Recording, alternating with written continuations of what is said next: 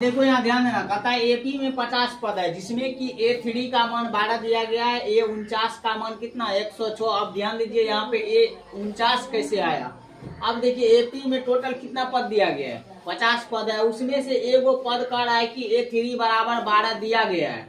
उसके बाद कहता है लास्ट पद, तो लास्ट पद कह रहा है कि इसमें 106 है, तो इसका मतलब है टोटल 50 पद है, तो इसका मतलब 149वां पद कितना है, इसका 106 है। तो अब इसको हम समीकरण लिखेंगे, तो यहाँ पे क्या लिखेंगे बोलिए, a प्लस कितना लिखेंगे 2d, यानी कि A50 यहाँ पे लिखना है। कितना लिखना है, A50 बराबर कितना 106 दिया गया है। तो अब इसको हम समीकरण बनाएंगे, तो a प्लस 2d बराबर कितना 12। उसके बाद यहाँ पे a प्लस कितना लिखेंगे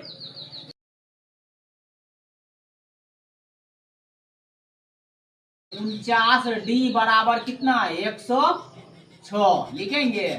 इसको हम मान लेंगे समीकरण 1, इसको हम मान लेंगे समीकरण 2, मान लिए। अब यहाँ पे हम लिखेंगे इसको घटाने पर, कि क्या करने पर, घटाने पर। अगर यदि समीकरण देख लो, समीकरण अगर यदि 1 में से 2 को घटाएंगे या 2 में से 1 को घटाएंगे फिर भी कितना आएगा, उतनी आएगा। तब हम इसको क्या करते हैं, घटा देते हैं। सब का चिन्ह क्या हो जाएगा, नीचे वाला का बदल जाएगा। अब बताइए यहाँ देखिए 49 में से 2 जाएगा कितना बचेगा, 47d बचेगा। कितना बचेगा, माइनस में 47d। अब बताओ 106 में से 12 जाएगा कितना बचेगा, 106 में से 12 को घटा दो कितना बचेगा, 6 में से 2 गया तो 4 बचेगा। यहाँ पे बच गया कितना 10, 10 में से 1 गया कितना बचेगा 9 बचेगा। ये तो खत्म हो गया, यानी कि बराबर में कितना आ जाएगा -94।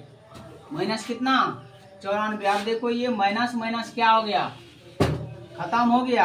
अब देखो 47d बराबर कितना 94। इसका मतलब है कि 47 दूना कितना होता है 94 होता है, यानी कि d बराबर कितना आ गया आपका 2 आ गया। d का वैल्यू कितना आ गया 2। अब इस 2 को क्या कर दीजिए, समीकरण 1 में रख दीजिए। लिखेंगे समीकरण 1 में d का मान रखने पर, समीकरण 1 में d का मान रखने पर, तो समीकरण 1 में d का मान अब रख दीजिए। समीकरण 1 क्या है आपका, a प्लस 2d बराबर में कितना दिया गया है 12, तो a प्लस 2 गुना कर दीजिए 2 बराबर कितना हो जाएगा 12।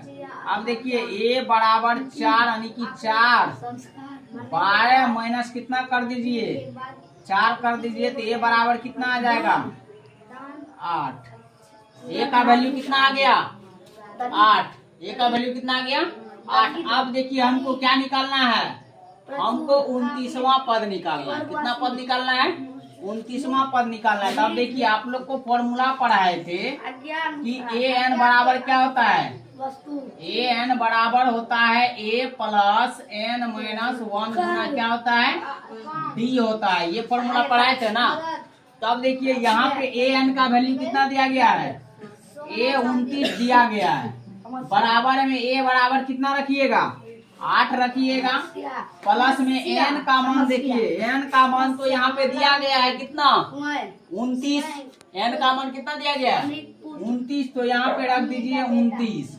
माइनस में कितना कर दीजिए 1 गुना d का वैल्यू कितना आया है 2 आया है। तो अब बताइए A29 का वैल्यू 8 प्लस, यहाँ देखिए 29 में से 1 जाएगा तो 28, 28 गुना 2 कर दीजिएगा कितना हो जाएगा 28 गुना 56 होता है। कितना होता है 56।